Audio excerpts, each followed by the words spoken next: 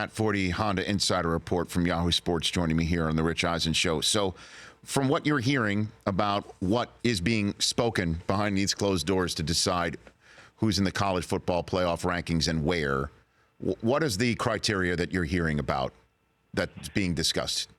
Well, obviously, strength of schedule has been big. That's why Washington, with one loss, is the one team out, because they don't have the schedule strength of the other teams ahead of them.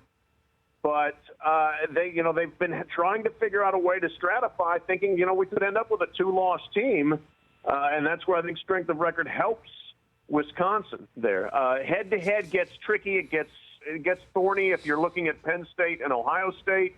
The differentiator there is they don't have the same record.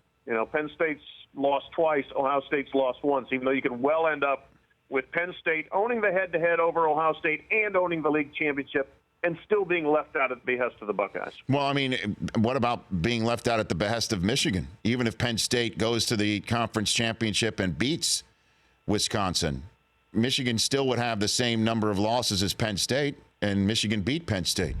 Yeah, by a mere 39 points. So, these are all things, I guess, that are down the road. And then you've got Oklahoma sitting there at 9-2. If they could be 10-2 beating Oklahoma State, their 2 losses would be to Houston, which, as we know, has beaten some quality teams, and the other one to Ohio State. Yeah, but it was a 10-point loss to Houston. It was a 21-point loss at home to Ohio State.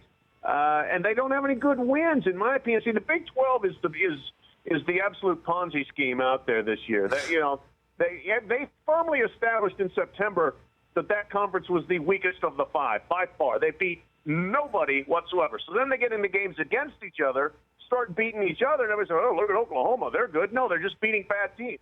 Well, their offense is good. Yeah, they're playing against Big 12 defenses.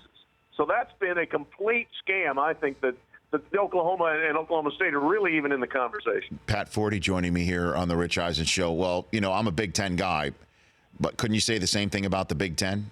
I mean, who is Penn State, with all due respect to my colleague across the way, and Wisconsin beaten? Wisconsin did beat LSU. That's a good one.